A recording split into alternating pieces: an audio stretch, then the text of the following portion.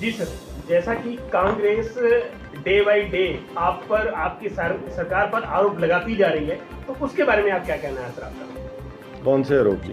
Sir, महंगाई को लेकर बहुत सारे आरोप कांग्रेस बीजेपी पर लगा रही है और आपके प्रशासन के ऊपर लगा रही है कि प्रशासन में कोई सुनवाई नहीं हो रही है, डे बाय डे महंगाई बढ़ रही है, पेट्रोल बढ़ रहा है उसको। ऐसा सबसे पहले तो मैं कांग्रेस के लोगों से पूछना चाहूँगा कि मनमोहन सिंह सरकार ने 10 साल में जो ऑयल बॉन्ड निकाले और उस ऑयल बॉन्डों से आज वो जब ऑयल बॉन्ड मैच्योर होकर उनके पैसे वापसी का काम हुआ, तो इसके पीछे दोषी कौन? क्या भारतीय जनता पार्टी की सरकार या मनमोहन सिंह की सरकार?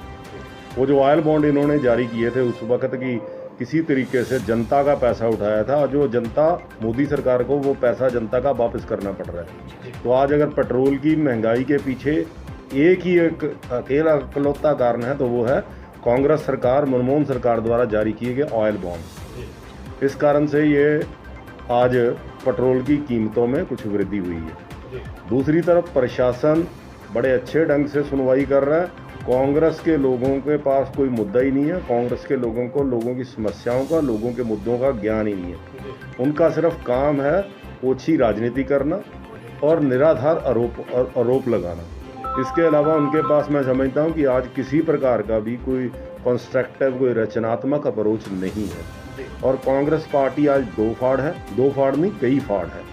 और अपने जो उनके तत्कालीन अध्यक्ष थे छाबड़ा जी, उनको निकालने की तैयारी भी कांग्रेस में चल रही है। आज कांग्रेस के पास ना तो चेहरे हैं, ना कांग्रेस के पास नीति है, ना नीयत है। और भारतीय जनता पार्टी आज पूरी तरह से मजबूत है। भारतीय जनता पार्टी ने नए डिलिमिटेशन के आधार पर अपने 35 मंडलों का पूरी तरह से बूथ स्तर तक गठन कर दिया, अपने जिलों का गठन कर दिया, प्रकोष्ठों मोर्चों का गठन कर दिया। उनकी लगातार मीटिंगें हो रही हैं और अगले महीने से हम लोग हैं जो अलग अलग तरह के सम्मेलन करने जा रहे हैं, अलग अलग वर्गों के सम्मेलन करने जा रहे हैं।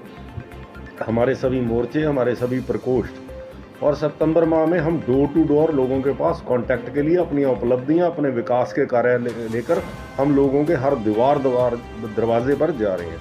मैं समझता हूं कि कांग्रेस को एक बहुत बड़ी हार दीवार पर लिखी नजर आ रही है और उस बौखलाहट में और भारतीय जनता पार्टी के तेजी से जीत की तरफ बढ़ते कदमों की आहट से, घबराहट के कारण कांग्रेस बौखला गई। नगर निगम चुनाव को लेकर पार्टी की क्या रणनीति है सर? आगे कैसे चुनाव जीते जा सकते हैं, उस पर क्या राय है आपकी पार्टी? सबसे पहले तो पार्टी का संगठन की मजबूती की तरफ हम ध्यान दे रहे हैं। लगातार जैसे मैंने कहा कि डिलिमिटेशन जो हुए 35 वार्ड बने हैं, उन 35 वार्डों में आज बूथ लेवल तक, बूथ ही छोड़िए उसके आगे वोटर लिस्ट का जो पन्ना होता है, पेज होता है, उसकी इंचार्ज, उसकी कमेटी, 3 मेंबरी कमेटी जिसमें एक महिला है, उसका 90% तक का हमने गठन कर लिया। आने वाले सप्ताह में ये पूरा कर लेंगे। आम आदमी पार्टी के अध्यक्ष प्रेम गर्ग का कहना है कि आने वाले टाइम में आम आदमी पार्टी यहाँ पे अपने पार्षद खड़े करेगी और बहुतायत संख्या में जीत होगी, ऐसा कुछ है सर? आम आदमी पार्टी अपने 35 कार्यकर्ताओं के नाम गिना दे, यही उनके लिए बड़ी उपलब्धि होगी। 35 कार्यकर्ता, 35 कैंडिडेट खड़े करना दूर, आज उनके पास 35 कार्यकर्ता ही नहीं होंगे। और मैं ये समझता हूँ कि वो ठीक है, स्वागत है उनका, चुनाव लड़े, लेकिन आज आम आदमी पार्टी का कोई जनाधार नहीं है चंडीगढ़। सर, पंजाब के अंतर्गत जैसे बीजेपी को टारगेट किया जा रहा है लगातार, इस पे सर क्या कहना है? ऐसा जी कि परसों हमारे कार्यकर्ताओं को वहाँ घेरा गया। इवन चंडीगढ़ के एक जो लीगल सेल के कन्वीनर है ब्रजेश्वर जायसवाल भी, वो भी उस चीज़ में मौजूद थे। और हमने हाई कोर्ट में रात को ही पिटीशन डाल के ये ऑर्डर करवाए हैं। और मैं समझता हूँ कि भारतीय जनता पार्टी चंडीगढ़ हो, पंजाब हो, देश भर में हो, हमारे हज़ारों कार्यकर्ताओं को केरला में मारा गया, हमारे कार्यकर्ताओं को जो है जम्मू कश्मीर में मारा गया, हमारे कार्यकर्ताओं की नक्सलाइट्स ने हत्या की।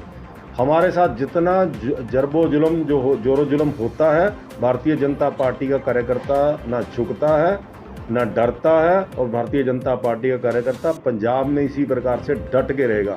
हमने उग्रवाद का दौर भी देखा है, हमने तब भी हमारे पार्टी के काम को कभी भी धीमा नहीं पड़ने दिया।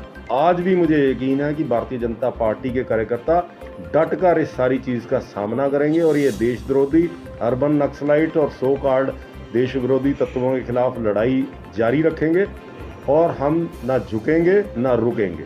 सर, कांग्रेस जो है मतलब कि पकौड़े जो है पानी में तल के, मतलब कि आपको मतलब कि कह रहे हैं कि जैसे कि बीजेपी की आंखें खोलें, कि हम आंखें खोलेंगे बीजेपी की तो पानी में पकौड़े तल के, तो इस बारे में आपका क्या कहना है कि ताकि उनकी जो है उनकी आंखें खुले, उनको समझ में आए? ऐसा ही ओछी राजनीति है।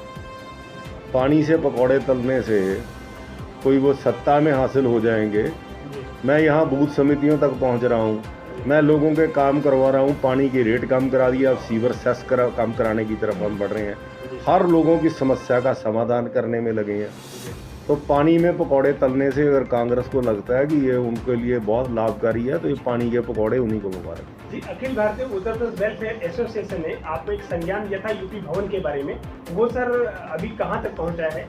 अभी उस विषय में बातचीत हुई है, लेकिन वो सेंटर का विषय है। अभी थोड़ा सा जब दिल्ली में कभी बैठक होगी तो क्योंकि वो नोटिफिकेशन होनी है, उस विषय में जब भी बात होगी करेंगे। 17 तारीख को माननीय राजनाथ जी प्रेस क्लब के अंतर्गत आ रहे हैं, उनकी उसकी क्या तैयारी है सर पार्टी? सर मेरी अभी जानकारी नहीं है, आप ही से मुझे पता लग रहा है। जी तो हम राजनाथ सिंह जी का यहाँ पूरा स्वागत करेंगे जी और जो भी पार्टी के संगठन की मजबूती के लिए, पार्टी के कार्यकर्ताओं के मार्गदर्शन के लिए हम उनसे जरूर